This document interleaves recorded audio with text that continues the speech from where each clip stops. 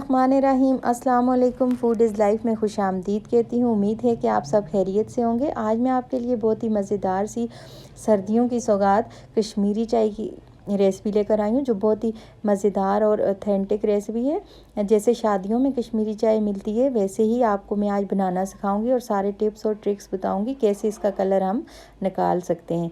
ये देखें, मैंने एक देचकी ली और इसमें मैंने 1 गिलास ठंडा पानी लिया, नॉर्मल जो घर का पानी होता है, ज़्यादा ठंडा नहीं है।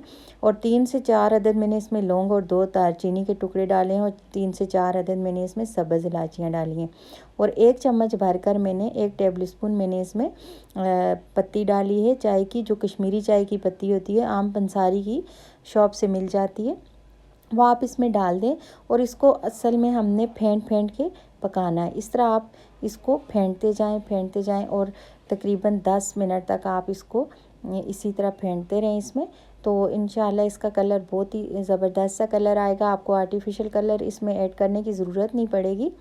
इसी तरह आप फेंट के इसको चाय का कलर हमने निकालना है। और बिल्कुल दरमियानी आंच आप रखें, ज़्यादा तेज़ आंच पे ना बनाएं इसको, क्योंकि ज़्यादा पकने से ही इसका कलर निकलेगा। अब ये मैंने 1/4 टीस्पून जो है इसमें मैंने सोडा डाला है, मीठा सोडा। याद रहे, बेकिंग पाउडर नहीं है ये, मीठा सोडा है। मीठा सोडा आप इसमें डालें जो हम आटे वगैरह को फैलाने के लिए यूज़ करते हैं। ये मैंने इसमें डाला है, इससे इसका कलर जल्दी निकलेगा और बहुत अच्छा सा कीपिंग सा कलर आएगा। अब इसको इसी तरह फेंट के हमने पकाना है। 1 गिलास जो हमने पानी लिया था वो ताकि आधा गिलास रह जाए, और फिर हम इसमें दोबारा पानी ऐड करेंगे। अब देखें, इसको पकते हुए तकरीबन 5-1 मिनट हो चुके हैं। थोड़ा सा पानी खुश्क हुए, अभी थोड़ा हमने इसको और फेंटना है। ये देखें, अब इसका ऊपर पिंक सा कलर आने लगा है। मीठा सोडा डालने की वजह से इसका कलर जल्दी निकलता है। अब देखें, ये तकरीबन हाफ़ गिलास रह गया था। अब मैं इसमें 1 गिलास और पानी ऐड करूँगी। ठंडा पानी हमने इसमें डाला है। अब इसको फिर दोबारा हम फेंट के पकाएंगे।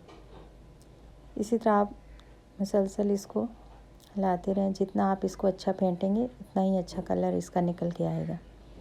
या आप स्टोर भी कर सकते हैं, तकरीबन 1-2 हफ्ते तक आप इसको फ्रिज में किसी जार में, टाइट जार में डाल के, आप इसको किसी बोतल में डाल के, आप जिसमें नमी वगैरह ना हो उसमें डाल के आप इसको फ्रीज़ करें, और जब भी आपका दिल करे आप इसको निकाल के यूज़ कर सकते हैं। ये मैंने 1/4 टीस्पून इसमें नमक डाला है। आप चाहें तो इसमें चीनी का इस्तेमाल कर सकते हैं। ऑथेंटिक रेसिपी होती है तो उसमें नमक का ही इस्तेमाल किया जाता है। अब देखिए, इसका कलर कितना अच्छा सा नज़र आ रहा है, पिंक सा कलर इसका निकल के आया है। अब हम दूसरी साइड पे दूध को उबाल लेते हैं। तकरीबन इसको 15 मिनट हो चुके थे मुझे पकाते हुए। अब मैंने दूध रखा है तकरीबन 2 कप, और इसको हमने फेंट के पकाना है, उबालना है अच्छे से, ताकि ये थिक सा दूध हो जाए। ये देखें, आप ऊपर इस तरह झाग सी बने, थिक सा दूध हो जाए तो फिर हम इसको निकालते हैं और इसमें पिंक टी डालते हैं। ये देखें, अब मैंने इसको थोड़ी देर और पकाया था।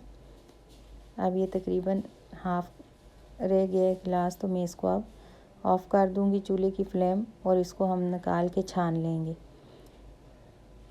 दूध में आप चाहें तो थोड़ा सा ड्राई फ्रूट पहले डाल दें, ताकि उसमें उसका फ्लेवर अच्छा सा आ जाए।